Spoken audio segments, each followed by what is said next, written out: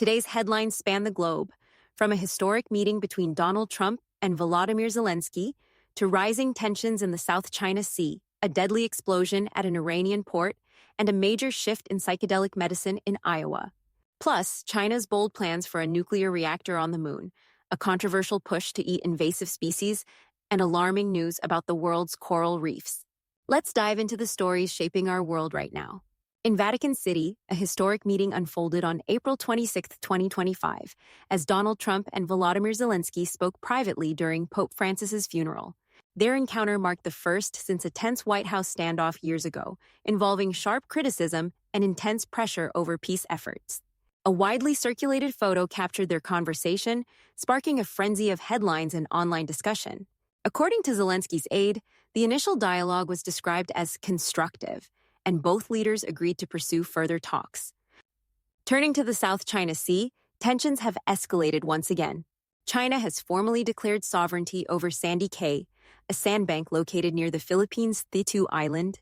Chinese state media reported that the China Coast Guard landed on the reef in mid-April, planted a national flag, and carried out inspections, even accusing Philippine forces of illegal activities. Although no permanent structures have been built yet, the move drew swift condemnation from the United States, which warned that actions like this threaten regional stability and violate international law. Washington reaffirmed its commitment to a free and open Indo-Pacific, consulting closely with its allies in the region.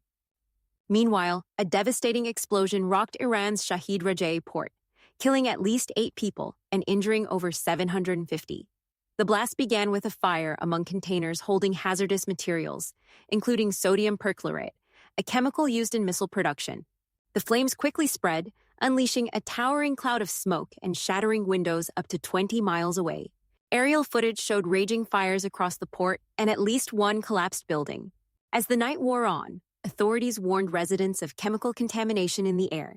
Firefighters are still battling the inferno, and more explosions have been reported.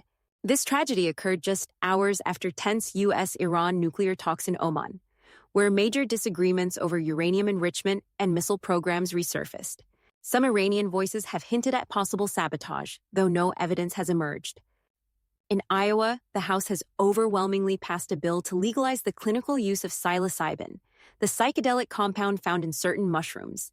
Under the proposal, up to 5,000 adults suffering from conditions like PTSD could access treatment through a regulated program overseen by the state's health department. Representative John Wills, the bill's sponsor, cited research from Johns Hopkins showing the promising effects of psilocybin therapy. The bill, which restricts use to clinical settings, now heads to the state Senate, where Republicans hold the majority. Across the United States, the Fish and Wildlife Service is urging Americans to help control invasive species by eating them. Officials named several damaging non-native animals, including feral hogs, green iguanas, invasive carp, northern snakeheads, and nutria. These species are wreaking havoc on farmland, wetlands, and native ecosystems. The agency pointed out that many of these invaders are edible, promoting wild boar barbecue and snakehead fish tacos as just a few delicious solutions to the problem. In space news, China announced major plans to construct a nuclear power plant on the moon. The facility would help power the International Lunar Research Station, a joint project with Russia. During a presentation in Shanghai, Chinese officials revealed that the upcoming Chang'e 8 mission in 2028 will lay the foundation for the lunar base, relying on both nuclear and solar energy. Russia's expertise in nuclear space technology is expected to play a key role, even as Western sanctions continue to isolate Moscow. China aims to involve 50 nations and thousands of scientists through its new 555 project, positioning the ILRS as a rival to NASA's Artemis program. In a concerning move, the U.S. Food and Drug Administration has temporarily halted a key quality control program that tests dairy products. The pause in the Food Emergency Response Network proficiency testing program comes as the agency transitions operations to another laboratory. Although officials stress that food sample testing continues at state and federal levels, the suspension raised alarms following widespread layoffs across the Department of Health and Human Services, which affected the FDA, CDC, and NIH. Some former staff members pointed out that employees working on bird flu responses were among those let go.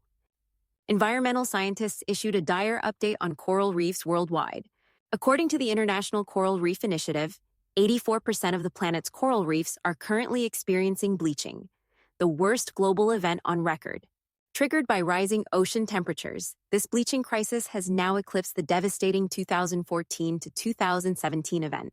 Experts warn that ocean heat stress levels may no longer fall below critical thresholds, placing countless marine ecosystems at risk. And in Texas, lawmakers have pushed through a major education bill.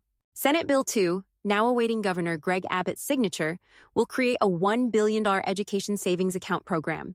Using taxpayer funds, the program will help families pay for private school or homeschooling costs. Governor Abbott celebrated the bill's passage, calling it a historic moment and vowing to sign it swiftly into law. The program is being described as the largest first-day school choice initiative in the nation's history.